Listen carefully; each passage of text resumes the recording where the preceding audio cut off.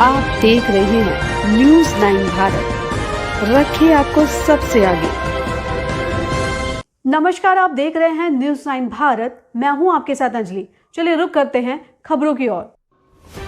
अधिवक्ता संशोधन विधेयक 2025 के विरोध में विभिन्न जिलों से आए बार एसोसिएशन अध्यक्ष एवं पद अधिकारियों की महापंचायत बलिया के criminal and revenue bar association के सभागार में संपन्न हुआ। वहीं अधिवक्ताओं ने अधिवक्ता संशोधन विधेयक 2025 को वापस लेने की मांग की।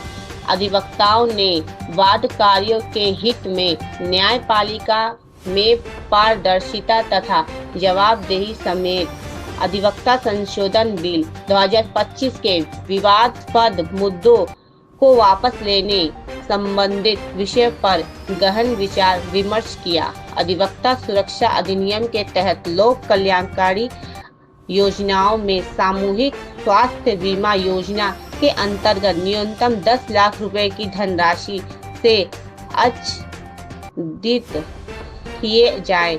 अदालत में रिक्त पड़े पदों पर जल्द से जल्द भरने के साथ प्रदेश के समस्त न्यायालयों में सीसीटीवी कैमरे लगाए जाए।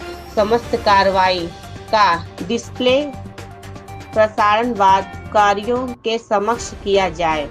युवा अधिवक्ता को 7 साल तक 15,000 मासिक भत्ता दिया जाए एवं 62 वर्ष से अधिक वरिष्ठ वकीलों को न्यूनतम 10,000 मासिक पेंशन दिया जाए। साथ ही लोकसभा विधान परिषद में सीट आरक्षित करने को लेकर तमाम मुद्दों पर महापंचायत में छाया रहा। महापंचायत कार्यक्रम में सिविल बार एसोसिएशन के अध्यक्ष Devendra Dubey, criminal and revenue bar association अध्यक्ष Ranjit Singh Sadhu, collectorate bar association अध्यक्ष राजेश श्रीवास्तव शामिल रहे। साथ ही civil bar and criminal bar association के समस्त वरिष्ठ अधिवक्ता, कनिष्ठ अधिवक्ता मौजूद रहे। न्यूज़ 9 भारत से कंचन सिंह की खास रिपोर्ट। की हड़ताल से न्यायालय सुचारू और प्रभावी रूप से काम नहीं कर पा रहे हैं। मैं नेता नहीं हूँ भाई, कार्यकर्ता हूँ जरूर, कुछ सोचता रहता हूँ। तो मुझे लगा कि क्या तमाशा भाई, क्या काम वकीलों को वैसे नहीं हो रहा है। तो मैंने अपने मित्रों से चर्चा की। अपने मित्र को इलाहाबाद में फोन किया कि उस कंटेक्ट ने मुझे पार्टी बनाओ। क्या करोगे, क्या क्या पार्टी बनाने का उपाय तो करो, कुछ करूंगा। तो मैंने एक विषय रखा कि क्या वकीलों के कारण काम नहीं होता। तो पाया कि सुप्रीम कोर्ट से लेके और लोअर कोर्ट तक आपके पास न्यायिक अधिकारी नहीं है, आपके पास कर्मचारी नहीं है, आप आउटसाइडर से काम चलाते हो। वकीलों को बैठने के लिए आजादी के 78 साल बाद पक्की जगह नहीं दे पाए, टीन शेड में बैठते हैं, नालियों को बैठते हैं, काम का माहौल नहीं है।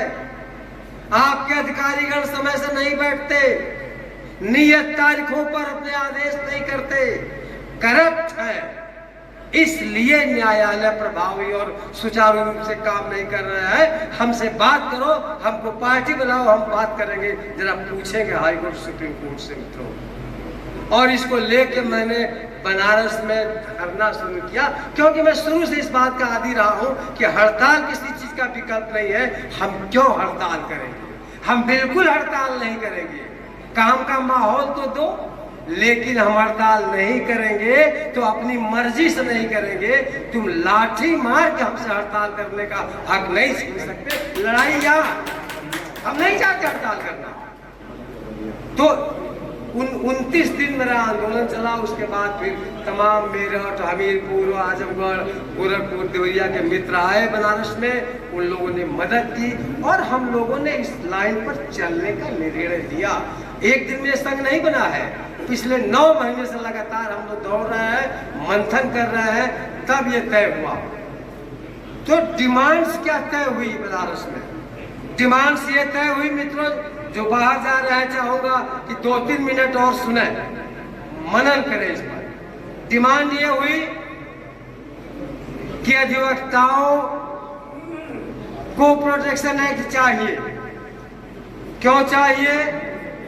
आप सबको पता है इस देश की राजनीति को दिशा और दशा तय करने वाला अधिवक्ता होता है, चाहे राष्ट्रपिता बाबू गांधी से लगाए, राजेंद्र बाबू से लगाए, भीमराव अम्बेडकर तक, पटेल तक चले आइए, या आज भी वर्तमान सरकारें हैं, उसमें हर सरकार में अधिवक्ताओं का पर्याप्त प्रतिनिधित्व है।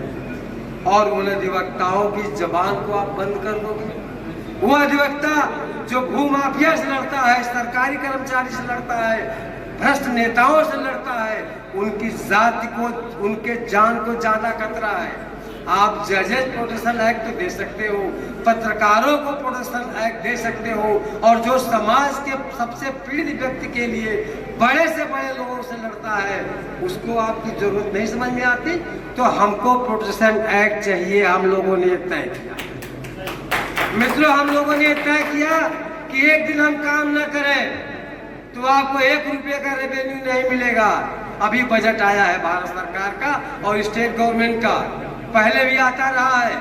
क्या आप में से बैठा हुआ कोई दोस्त ये बता सकता है कि न्याय विभाग को जो बजट अलॉट होता है उसमें हमारा कहाँ हिस्सा है, बाहर का कहाँ हिस्सा है? हमारे लिए क्या करते हो?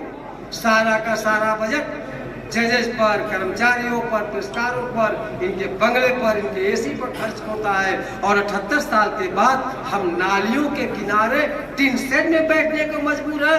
तो मैंने कहा कि नहीं, अब ये नहीं चलेगा, हमको हमारा हिस्सा चाहिए। अभी कट्टा गुरु कह रहे थे कि दया की भीख नहीं चाहिए, दया की भीख नहीं चाहिए। हमारी कमाई से आने वाले रेवेन्यू में हमारा हिस्सा चाहिए, हम उसको लिए बगैर नहीं मानेंगे। और कम से कम इसीलिए माना है कि हर जिले में नीतिगत रूप से तय कर देना कि बैठने का पक्का चेंबर हो, साफ टॉयलेट हो, साफ पीने का पानी हो। ये हम लेके रहेंगे, ये हम लोगों ने तय किया। उसके बाद हम लोगों ने क्या तय किया कि आप कहते हो ना कि न्यायालय का कार्य सुचारू रूप से चलेगा तो विधि का शासन स्थापित होगा।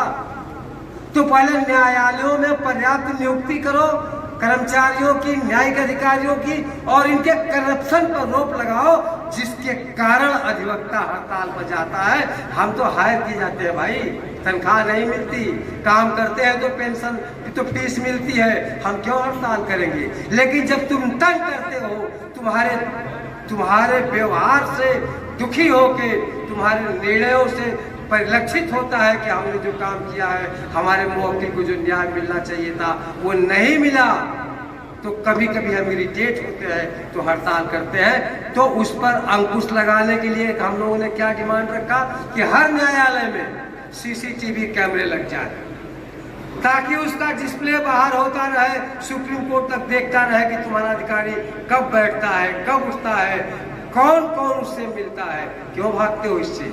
ऑनरेबल सुप्रीम कोर्ट का 4 साल पहले का डायरेक्शन है कि हिंदुस्तान के हर न्यायालय में सीसीटीवी कैमरे लग जाए। क्यों नहीं लग रहे हैं? क्यों भागते हो?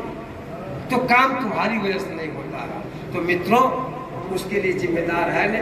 तो हम लोगों को इस सम्मेलन बुलाने का जो उद्देश्य है कि जो ये हमारी, अभी के लिए फिलहाल इतना ही काफी। बने रहिए हमारे साथ। छोटी से बड़ी खबर जानने के लिए न्यूज़ 9 भारत पर अब चाहूंगे इजाजत। नमस्कार।